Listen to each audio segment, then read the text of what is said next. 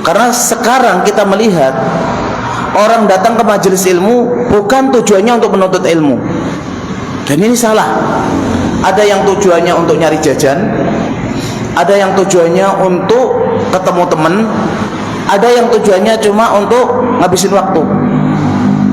Padahal niat seseorang itu semakin saleh, semakin baik, dan semakin ikhlas lillahi ta'ala, itu semakin besar pula pahalanya. Bismillahirrahmanirrahim. Assalamualaikum warahmatullahi wabarakatuh. Innal hamdalillah nahmaduhu wa nasta'inuhu wa nastaghfiruh wa na'udzu billahi min shururi anfusina wa min sayyiati a'malina. May yahdihillahu fala mudilla lahu wa may yudlil fala hadiya lahu. Ashhadu an la ilaha illallah wahdahu la syarika lahu wa ashhadu anna Muhammadan abduhu wa rasuluh la nabiyya ba'dah. Qala Allah tabaraka wa ta'ala, ya ayyuhalladzina amanu taqullaha haqqa tuqatih wa la tamutunna illa wa antum muslimun. Wa qala ya ayyuhan nasu taqu rabbakumul ladzi khalaqakum min nafsin wahidah wa khalaqa minha zawjaha wa batha minhuma rijalan katsiran wa nisaa'a wattaqullaha alladzi tasaaluna bihi wal arham innallaha kana 'alaikum raqiba. Ya ayyuhalladzina amanu taqullaha wa qulu qawlan sadida yuslih lakum a'malakum wa yaghfir lakum dhunubakum wa man yuti'illaha wa rasulahu faqad faza fawzan 'azima. Amma ba'du, fa inna asdaqal hadithi kitabullah wa khairal hadi hadi Muhammadin sallallahu alaihi wasallam wa syarrul umur muhdatsatuha wa kullu muhdatsatin bid'ah wa kullu bid'atin dhalalah wa kullu dhalalatin finnar.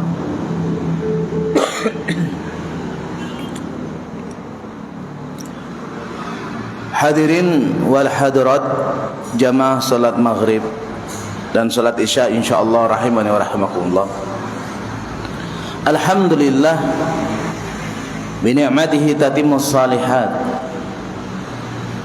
Segala puji hanya milik Allah, karena dengan kenikmatan-kenikmatannya maka kebaikan itu sempurna.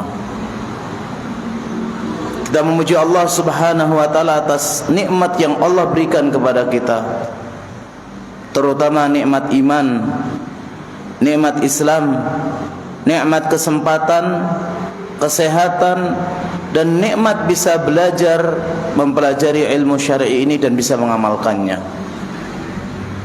Dan kalau kita mensyukuri nikmat-nikmat tersebut, niscaya Allah akan berikan tambahan nikmat-nikmat yang lain.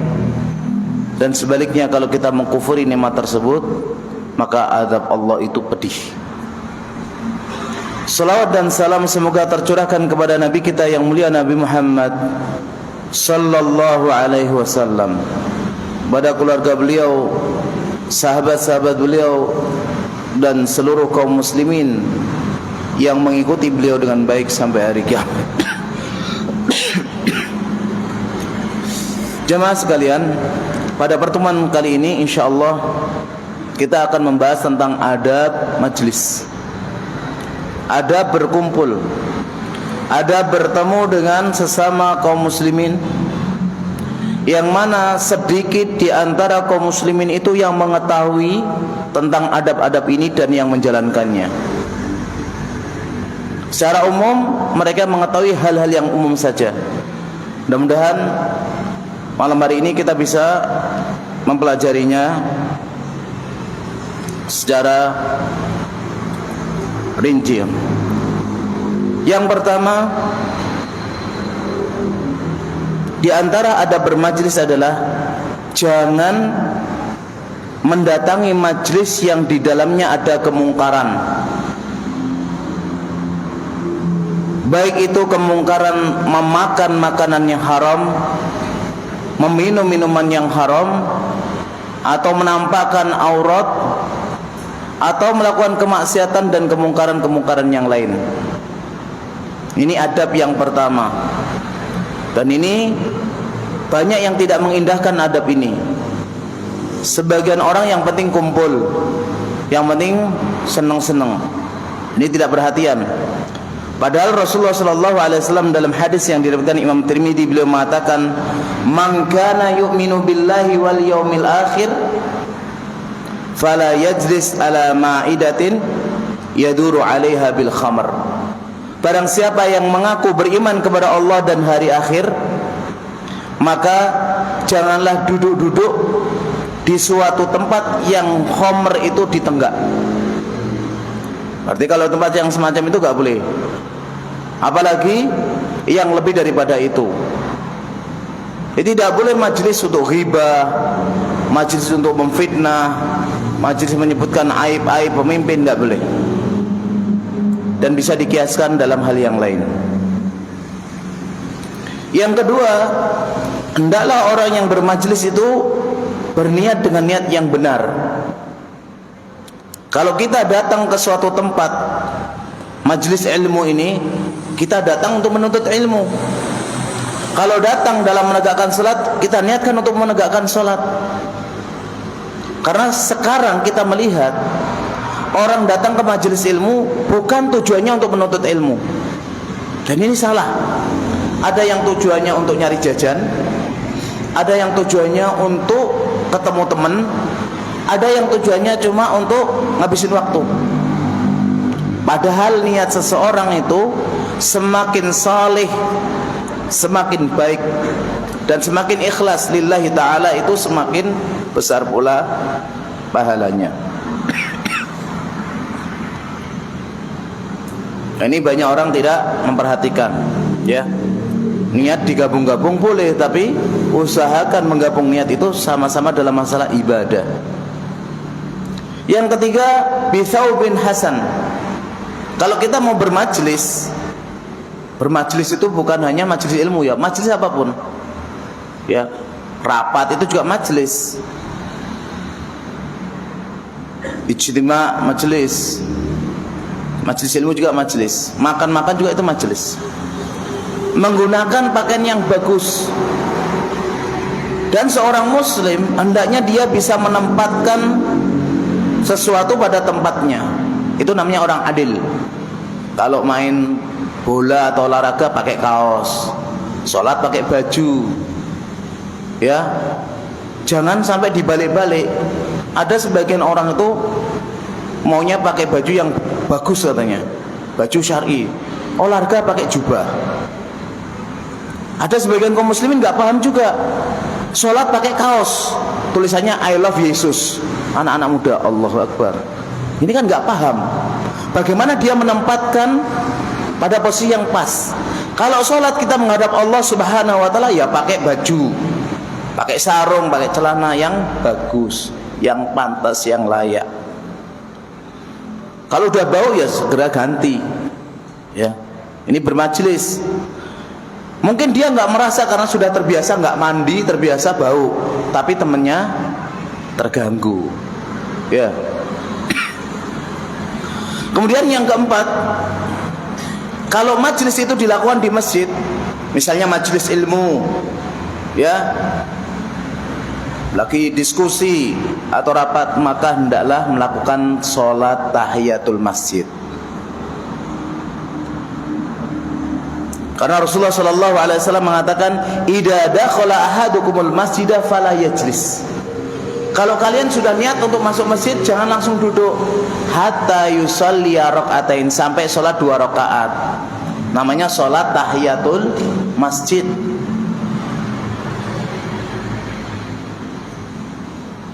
Dan ini kalau selain hari Jumat, ada orang azan, dia masuk masjid dengar azan dulu sampai selesai. selain Jumat. Khusus Jumatan, azan, antum masuk masjid langsung sholat. Ini banyak orang nggak bisa membedakan. Kenapa? Kalau selain Jumatan menjawab azan itu sunnah masyru', dan ini pahalanya besar. Sedangkan pada hari Jumat mendengarkan khutbah lebih utama daripada mendengarkan azan. Maka segera sholat, kemudian muadzin selesai, dia sholatnya selesai, perhatian kepada khutbah Jumat. Dan ini diajarkan oleh Rasulullah SAW, menunjukkan kepada kita khutbah itu harus berbobot. Qala Allah, qala Rasul, jangan qala YouTube, qala Google. Banyak sekarang khotib-khotib itu bermodalkan pemberani dan pinter ngomong, nggak bisa baca kitab, nggak bisa bahasa Arab, tapi berkata Google bahwasanya pemimpin sekarang begini, berkata YouTube seperti ini. Akhirnya umat tidak bertambah keimanan, tidak bertambah keilmuan, hanya bertambah wawasan dan kadang kejengkelan kepada pemimpin. Ya. Yang kelima, masuk ke majelis hendaklah mengucapkan salam. Demikian nanti kalau sudah selesai. Ya, di majelis itu biasakan salam, tebarkan salam, dan insyaallah nanti suatu saat kita akan membahas tentang adab-adab mengucapkan salam. Rasulullah SAW menyebutkan di dalam hadis riwayat Imam Abu Dawud, "Idzan taha ahadukum ilal masjid falyusallim." Apabila kalian mendatangi suatu majelis, maka ucapkan salam. Fa idza arada an yaquma, dan kalau ingin pergi duluan, falyusallim, ucapkan salam. Falaysatil ula bi ahaqqi minal akhirah. Dan ucapan salam yang pertama itu tidak lebih bagus dengan ucapan yang akhir, alias dua-duanya itu sama-sama bagusnya, sama-sama baiknya, sama-sama mulianya. Ini kadang orang masuk, keluar. Jangan, biasakan seperti itu. Assalamualaikum. Selesai, Assalamualaikum, biasakan. Setelah masuk mengucapkan salam, adab yang keenam, cari tempat yang kosong. Ya, jangan desel-desel atau jangan mojok-mojok. Cari tempat yang kosong. Oh, ini ada tempat kosong, langsung duduk di situ. Dan ini kata Rasulullah SAW, fa in wusi'a lahu falyajlis. Kalau dilapangkan, duduk. Wa illa falyandur ila awsa'i makanin yarahu falyajlis fi. Kalau enggak ada, dilihat, oh ini ada yang kosong, baru masuk di tempat yang kosong. Seperti majelis mau sholat, kadang orang itu maunya datangnya di akhir.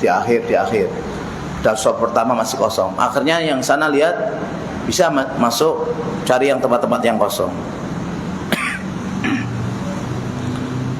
Dan kalau majelisnya majelis ilmu, majelis zikir, majelis membahas tentang masalah ilmu syar'i, adalah adab yang ketujuh, mendekat. Ini banyak di mana-mana. Kita khususnya sekarang kita di Sukoharjo ini.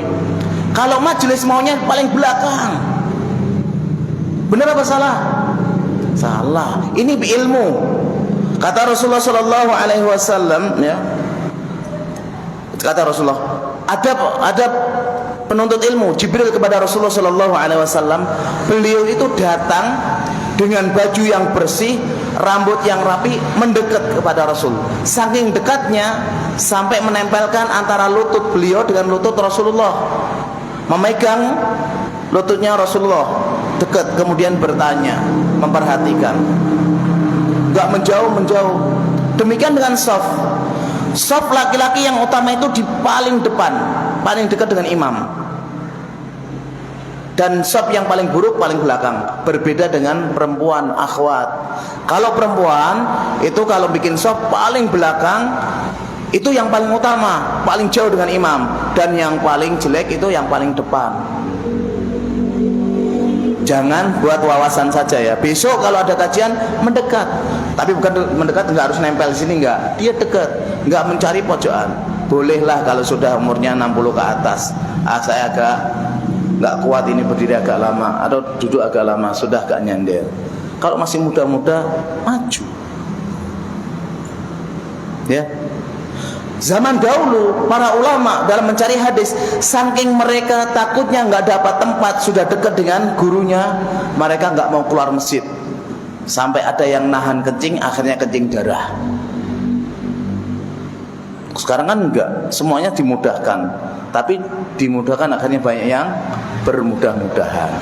Ya, ini hadisnya Jibril itu diantara faedahnya adalah hendaknya seorang penuntut ilmu mendekat kepada yang menyampaikan ilmu. Yang kedelapan, adab seorang yang ingin bermajlis, carilah majlis-majlis yang di situ banyak orang yang soleh. Jangan asal bermajlis. Ya, antum kalau asal bermajlis itu nanti dapat temennya yang suka ghibah, mungkin temennya yang suka ngeluh terhadap takdir Allah, mungkin temennya yang suka membicarakan hal-hal yang kotor, yang fahisyah. Dan Rasulullah SAW memberikan permisalan, innama masalul jalisis salih wal jalisis sau. Permisalan orang yang duduk-duduk dengan orang yang soleh dengan orang-orang yang buruk itu seperti permisalan orang yang duduk dengan penjual minyak wangi atau duduk dengan pandai besi. Kalau penjual minyak wangi kita duduk dekat dengannya, bisa jadi kita dikasih minyak wangi, kasih hadiah. Kalau tidak, kita kena bau wanginya. Kok wangi ini dari mana? Dari sana. Beli minyak wangi? Enggak, cuma duduk agak lama di tempat orang jual minyak wangi. Enak kena baunya. Misalnya jenengan, Pak, jenengan biasa tunggu di, oh saya sholat di asyhada, temennya Pak ini Pak, oh masya Allah itu Pak baik, dan kita dapat kecipratannya baik. Berbeda dengan orang yang suka berteman dengan orang yang jelek. Rasulullah berikan permisalan seperti orang yang pandai besi. Kalau kita tidak terbakar baju kita karena percikan api itu, minimalnya baju kita bau gosong, ya apa enggak? Dan ini permisalan. Dan kita pun tahu, sering ya kita lihat dalam sosmed, dan saya buktikan sendiri, saya coba buah yang jelek ditaruh buah yang baik. Yang baik itu cepat busuk, ya apa enggak? Buktikan, satu salak yang agak jelek taruh ke 5 salak, muter sampingnya, busuk semua, nggak sampai 2 hari, 1 hari busuk, cepet itu. Dan ternyata para ulama menjelaskan, jangankan manusia, yang berteman dengan hewan pun bisa terpengaruh. Ada yang berteman dengan onta, sifatnya keras, pendendam. Dia yang suka mengembala onta itu sifatnya seperti itu. Berbeda kalau dia suka mengembala kambing, sifatnya lembut, suka memaafkan. Apalagi nanti berteman dengan manusia yang cepat sekali. Ya, bahkan kadang kita nggak pernah ngomong, cuma sering melihat perbuatannya, itu berpengaruh kepada perilaku kita. Ini adab yang ke-8. Adab yang ke-9, hendaklah di dalam majelis seperti ini memberikan kelonggaran. Caranya, yang datang duluan mendekat kepada yang ngisi, yang memberikan materi, supaya nanti kalau yang akhir agak gampang. Tapi kita lihat orang-orang di zaman ini, di banyak masjid-masjid kaum muslimin itu lebih banyak longgarnya daripada ramenya. Bukti bahwasanya kaum muslimin di zaman kita ini kualitasnya rendah. Yang belajar sama yang nggak belajar banyak mana? Yang kajian sama yang nggak kajian banyak mana? Banyak yang nggak kajian. Dari yang kajian yang datang, yang nulis sama nggak nulis banyak mana? Banyak yang nggak nulis. Yang nulis tadi, yang paham sama nggak yang paham banyak mana? Banyak yang nggak paham. Nanti dari yang paham, yang ngamalkan sama nggak banyak yang mana? Banyak yang nggak ngamalkan. Ya Pak ya. Gini apa boten? Nah ya. Lihat Jumatan, kita lihat Jumatan, hampir di seluruh masjid kalau saya ngisi khutbah, yang terlambat itu banyak. Padahal dalam sholat 5 waktu, dalam khutbah Jumat, yang boleh terlambat 1. Siapa? Imam. yang lainnya jangan terlambat. Lah kadang imamnya sudah datang duluan, makmumnya masih kerja, yang di bengkel, yang di pabrik nyantai. Bahkan ada satu masjid bilang, Ustadz, nanti orang-orang datang jam 12, sebelum jam setengah 1 harus selesai. Khutbah harus maksimal 10 menit. Sampai seperti itu. Ya, ini kenyataan kan? Dengan dunia Masya Allah luar biasa. Dengan akhirat waktu sisa-sisa. Gitu minta mau surga. Surganya siapa? Ya. Dan Allah Subhanahu wa taala dalam majlis itu mau memerintahkan kepada kita, ya ayyuhalladzina amanu idza qila lakum tafassahu fil majalis fafsahu yafsahullahu lakum. Wahai orang-orang beriman, kalau kalian diperintahkan di dalam sebuah majlis perkumpulan untuk melapangkan, lapangkanlah. Niscaya Allah akan melapangkan urusan kalian di dunia dan di akhirat. Jangan justru kalau ada orang mau datang disempit-sempit jalannya. Ini enggak boleh. Dilapangkan ya. Dan antum nanti kalau dekat ke sini malaikatnya yang di belakang. Jangan antum ke belakang, malaikatnya yang duduk di depan. Setiap majelis-majelis ilmu itu ada malaikat, ada jin, ada setan, ada manusia. Malaikatnya mencatat dan menurunkan sayapnya, ridho kepada para penuntut ilmu. Jin ada yang mendengarkan, ada yang memperhatikan, ada yang mainan seperti sebagian kita. Setan ganggu, turu ngantuk, jangan perhatikan. Itu ada semua. Ya. Dan majelis yang paling bagus itu yang suka meluaskan buat saudaranya. Khairul majalis awsa'uha. Majelis yang paling bagus itu majelis yang melapangkan urusan temannya. Yang ke-10, jangan memisahkan antara dua orang. Dan ini kadang orang canda-canda, ngeprank.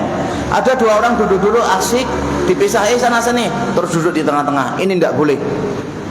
Dilarang sama Rasulullah sallallahu alaihi wasallam dalam riwayat hadis Abu Dawud. La yajlisu bainar rajulaini illa biidznihima. Jangan kalian duduk di antara dua orang kecuali dengan izin keduanya. Ya. Dalam riwayat yang lain, la yahillu lirajulin an yufarriqa baina isnaini illa biidznihima. Tidak halal bagi seseorang memisahkan dua orang kecuali dengan izin kedua orang tersebut. Hadis ini diriwayatkan Abu Dawud dua-duanya. Ini kadang orang sekarang seperti itu. Pinggir, duduk tengah. Bercanda itu boleh dalam Islam, tidak dilarang. Yang penting satu, tidak menyakiti, menjaga perasaan. Yang kedua, tidak dusta. Orang sekarang bercanda banyak yang bohong. Orang bercanda banyak yang nyakitin. Membuat konten atau yang lain sama saja. Seorang istri kentut di depan suaminya dan sebaliknya. Ini bagus apa jelek? Ya, ada nggak seperti itu? Ada, taut kayak gitu. Allahu Akbar. Akhirnya orang yang melihat dan mengikuti seperti itu termasuk dia dosa jariah. Dosa jariah tahu. Nanti seandainya dia meninggal dunia, ngalir terus dosanya. Kemudian yang ke-11, di antara adab majelis adalah duduknya seperti duduknya seorang budak, julusul abdi. Karena Rasulullah SAW memerintahkan wajlis kama yajlisul abd. Duduklah seperti duduknya budak. Gimana duduknya budak? Duduknya rapi, tenang dan tahan lama. Kalau saya mau praktekkan ya, kalau duduknya ulama zaman dahulu, itu mereka itu duduknya seperti orang tasyahud awal, atau seperti orang-orang Jawa dulu, kakinya ditegakkan, ya, kakinya diselonjorkan itu di belakang, itu dari pagi sampai siang. Nah seperti mas ini, nah kayak gitu. Itu dulu. Kalau zaman dulu duduk sila ini termasuk dilarang. Kalau zaman sekarang duduk sila bagus, tapi melonjorkan ini yang dilarang. Ini duduknya hamba itu kalau zaman dulu ya seperti abdi dalam duduk itu, dan itu tahan lama. Bahkan orang yang membaca Sahih Bukhari kadang selesai 2 hari 2 malam duduk terus seperti itu. Maka antum jangan heran ya, banyak ulama-ulama kita meninggal dunia karena kelamaan duduk, jarang minum. Ada yang usus buntu, ada yang ambeien, ada yang lain. Dan para ulama rata-rata mereka yang tidak meninggal dalam jihad itu meninggal karena sakit. Ada yang buta karena rajinnya membaca, ya. Ada sakit-sakit yang lain. Itu karena mereka kalau duduk kuat sekali, kencing darah gitu, ya. Yang ke-12, kalau tadi duduknya seperti duduknya abad, seperti duduknya Jibril, dekat, tenang, bagus. Bahkan sebagian sahabat itu kalau mereka bermajelis dengan Rasul seakan-akan di kepalanya ada burung. Mereka takut burung itu terbang, akhirnya mereka diam terus. Enggak sana kemari, ke sana kemari. Dikit-dikit pegang HP, telepon atau chat ini. Enggak ada. Dan yang ke-12, jangan duduk seperti duduknya orang yang diazab. La taqud qad'atul maghdubi alaihim. Gimana duduknya orang diadab? Tangannya ditaruh di belakang, dua-duanya atau salah satunya. Nah, seperti itu. Itu dalam kondisi kita bermajelis, kondisi nyantai atau jumatan dilarang. Rasulullah Shallallahu Alaihi Wasallam melihat ada orang duduk seperti itu mengatakan, "Ataqudu qid'atal maghdubi alaihim." Apa kamu duduknya seperti orang yang diazab nanti di akhirat seperti itu? Nah, itu larangan. Adapun jumatan khusus itu kakinya ditaruh di depan, kemudian dipegang gini, akhirnya ngantuk. Coba kayak apa? Praktekkan. Nah, seperti itu. Itu larangan khusus untuk jumatan. Dan masih banyak orang jumatan seperti itu. Akhirnya ngantuk dan itu cepat tidur dan gampang bikin ngantuk. Apalagi tangannya dikatakan semacam ini. Ya. Dan ini banyak kaum muslimin nggak tahu, padahal duduknya sudah bertahun-tahun. Dari bayi dia pertama kali kadang duduk, ya kan? Tapi orang tuanya nggak tahu kalau itu duduk yang salah. Hanya harusnya ada pelajaran latihan duduk yang baik. Dan Islam sudah jauh-jauh hari telah menjelaskan. Dan setiap gerakan sholat dan setiap duduk-duduk yang diajarkan Rasulullah itu secara hakikat, ya, itu sebenarnya membawa keberkahan dan kesehatan. Cuma kalau kita berlebih-lebihan itu yang kadang sakit. Yang ke-13, di antara adab majelis tidak boleh berbisik-bisik. Tidak boleh bisik-bisik. Antara misalnya ada 3 orang, yang 2 bisik-bisik, yang 1 nggak diajak, ini nggak boleh. Karena Rasulullah Shallallahu Alaihi Wasallam menyebutkan, "Idza kuntum salasan." Kalau kalian itu 3 orang, fala tatanaja isnani dunal akhar. Jangan sampai 2 orang ngobrol atau diem bisik-bisik, yang 1 itu dibiarkan. Hatta takhtaltu binas, kecuali kalau kumpul banyak manusia. Kenapa kok dilarang? Min ajli an yuhzinau, sebabnya bisa bikin sedih.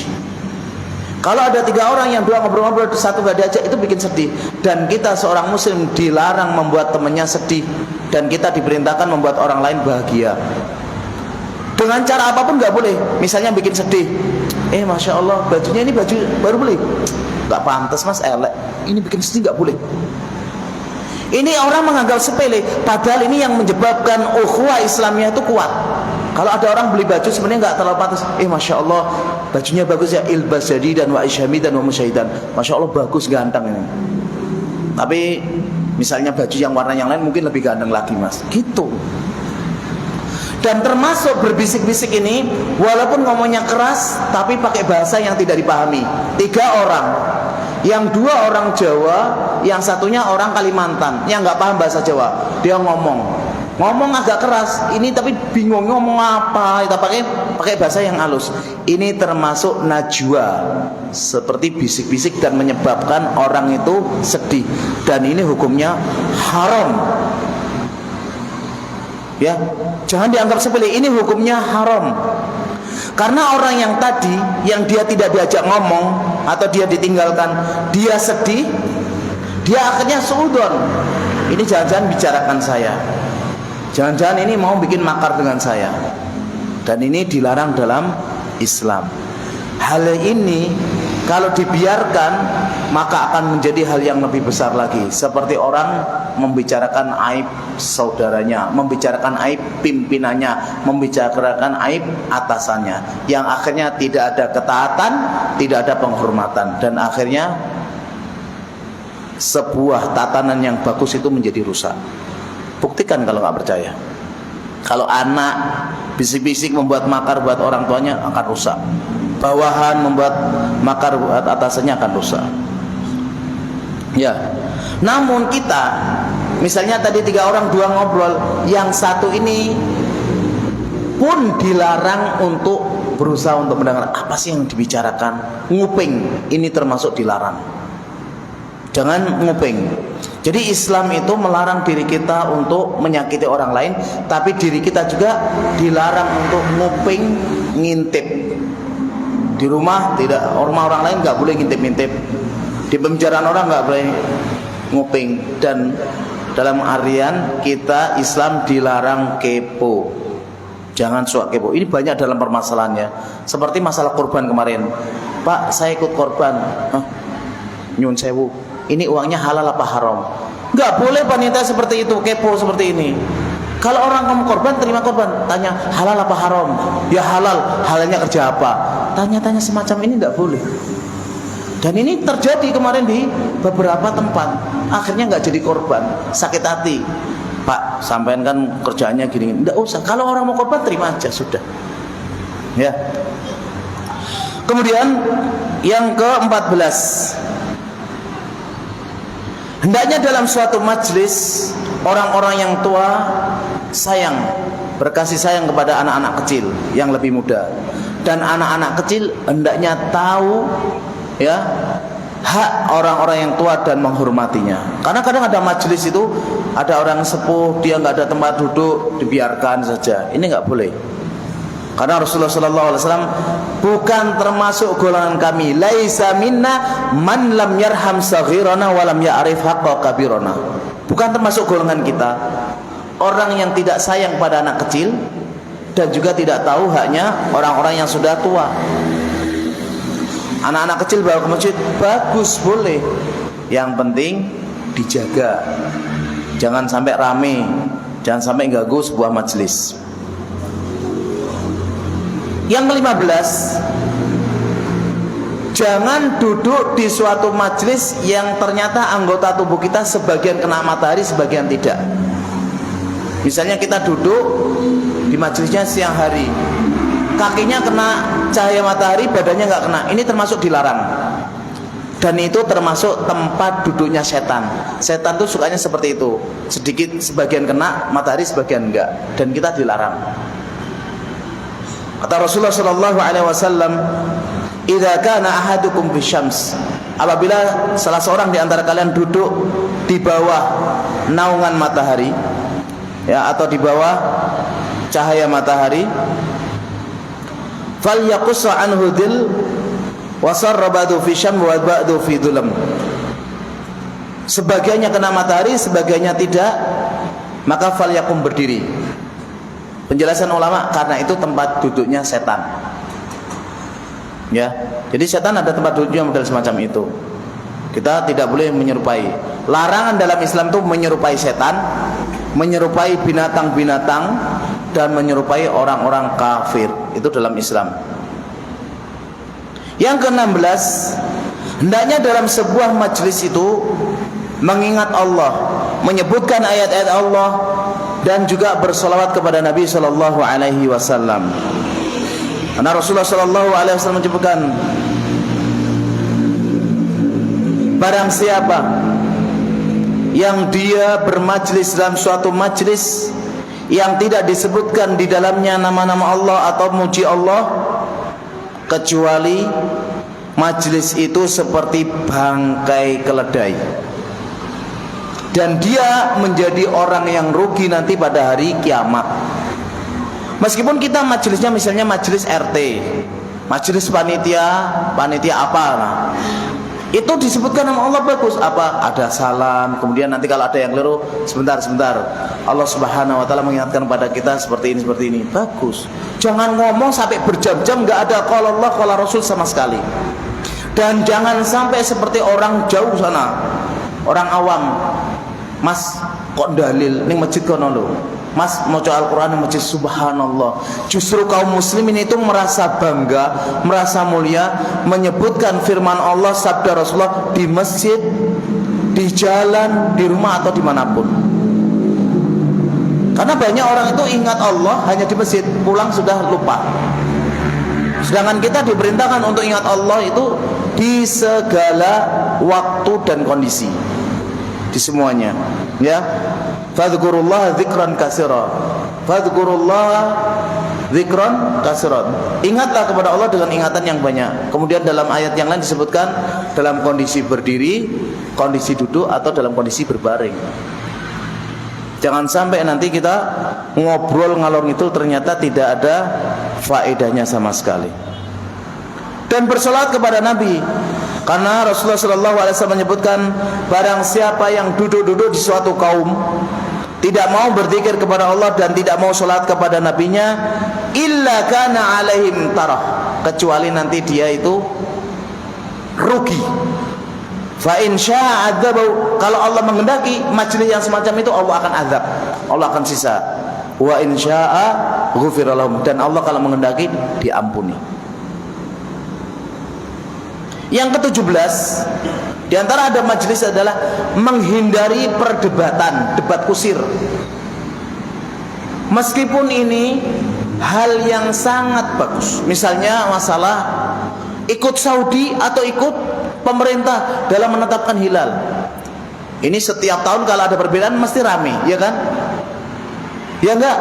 Yang enggak pernah belajar bahasa Arab, yang enggak tahu usul fikih, enggak pernah belajar fikih, ngomong ngalor itu kan begini kan begini. Subhanallah, hebat, seakan-akan Syekhul Islam. Padahal mas ini fa'ala yafulu apa nih? Gak boleh. Dalam belajar agama ini bukan asal ngomong, asbun itu enggak boleh, atau asal wani jawab itu enggak boleh. Dia harus punya pondasi, dia harus punya usul yang kuat dulu. Nah, hal yang semacam itu seandainya kita pun tahu, itu jangan biarkan kita tuh debat-debat kusir. Kita sampaikan diskusi yang baik. Kalau ternyata ada yang tidak terima, sudah berhenti, jangan debat kusir. Rasulullah SAW pernah mengatakan, ana za'imun bi baitin fi rabadil jannah liman tarkal mira wa in kana muhiqqan.